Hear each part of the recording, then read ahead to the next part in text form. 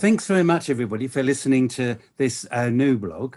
We've got two of our colleagues who are going to chat to you a bit about their experiences of the social secret life of students, a conference they attended at Wonkhe HE. So, in fact, I'm going to ask them to introduce themselves and pass over to them to have a brief conversation with you for the next 5-ish minutes. So over to you, Ali.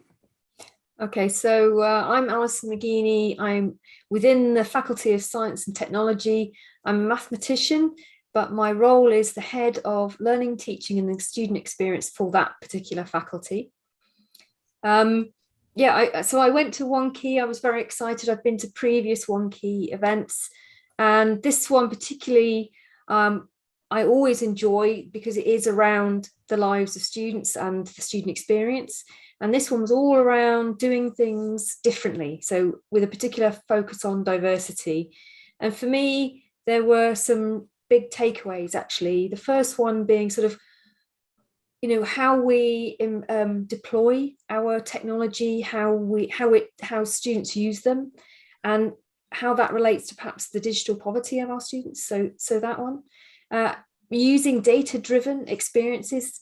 So how our systems integrate and how we can draw on the data that we have to try and enhance student journeys, learning journeys, and the whole conversation around what was the new normal. And there was that all the way through the day of these conversations about reflecting on the experiences of what we've done within the pandemic, drawing out the good or excellent practice, and in fact hearing students' experiences I thought was tremendously useful, particularly the projects that have been going on in other institutions.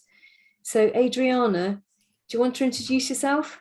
So my name is Adriana Ali, and I am the Academic Practice Communications Manager. So I work at the Center of Academic Practice Enhancement.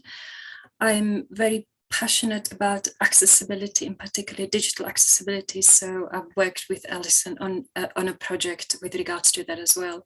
That was my first in-person conference in 2 years. So I was really, really excited to attend it. Again, I think it was so well organized and the theme was so current, and I enjoyed every part of it. Sense of belonging was very strong. Inclusion, how we do diversity differently, was very powerful. That was a powerful message that came across that's really important for us, particularly for our strategy, for Middlesex University strategy. So again, that's having the inclusivity woven in. Really, as Alison has mentioned, really interesting projects for some universities. I'm not very familiar, for example, with how arts works. I found the project of students around crits and how crits are conducted. I found it really, really interesting because, again, I never studied arts. I'm not familiar with the faculty. So just, again, but having that inclusion, having that sense of belonging, and questioning, are crits actually still relevant in 2022 as they were relevant in 1960s? I just find it really fascinating. Another one was the University of Hertfordshire, who've got, I think they have one of the most diverse student body around. But then I think Middlesex is one of the universities that also has one of the most diverse students as London University. So again, everything, how they're doing, how they're leading on communication, and how they action it and what steps they're taking. I just thought it was so well done. And I'm hoping that perhaps next year, Middlesex University, because we're doing so much, can actually present some of the projects that we're doing on as well. That would be really great.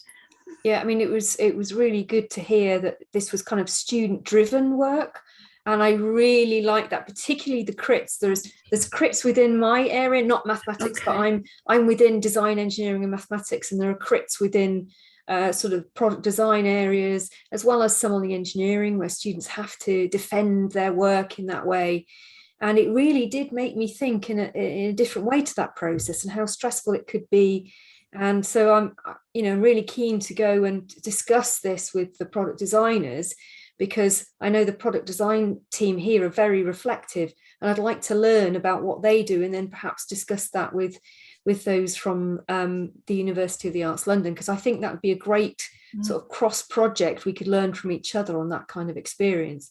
And obviously within arts and education as well, that they have those kinds of practices. So I'll definitely be sending the report on to them, I think, so they can reflect on that as well. But I thought throughout the conference as well, I saw a lot of sort of moving away from just consultation to sort of collaboration and in fact student-led work with staff being there in support, which I thought was really strong all the way through. So were there other sessions you thought were particularly strong? Is there one you think actually that was a standout one? I also quite like the one on data. So we use a solution path at the moment. It's a pilot scheme that we use in personal tutoring, but I think that was a University of Teesside that actually has now embedded it across the university. What I found interesting is that they said they allow students to see their data. I'm not sure, Alison, if you were in that session as well. No, not that one. So we still use it, as I said, it's still being piloted for personal tutoring, but they just rolled it out, and they said it's not only lecturers or academics who can see the engagement data, but also students. So there was an interesting question from audience: what do students do with the data, and how ethical is it? And I ask myself the same, because then again, if firstly, do our students really go on and log on and see how engaged they are? And if they see they're not engaged, what's next? It wasn't answered. It was kind of just left like, oh, well, this is food for thought.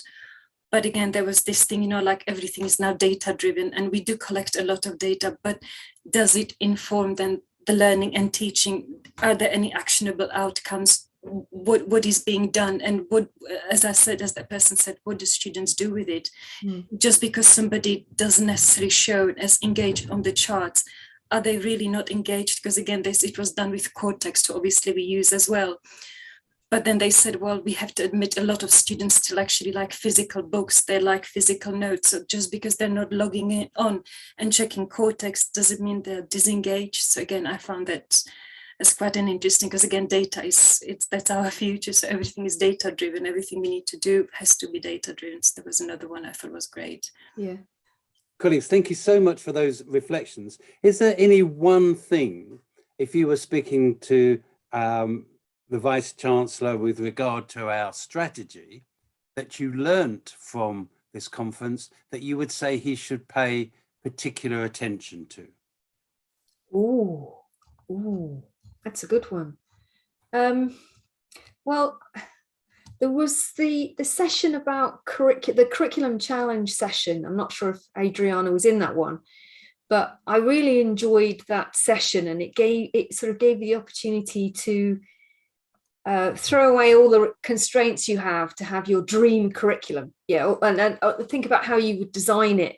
And the session was run with Adobe, and they were talking about how they'd integrated their presence and created this Adobe Campus, and having one sort of set of agreed software or whatever, and enabled people to think differently about how they design the curriculum, because they knew that students all had access to the same systems, equipment, all of that kind of thing.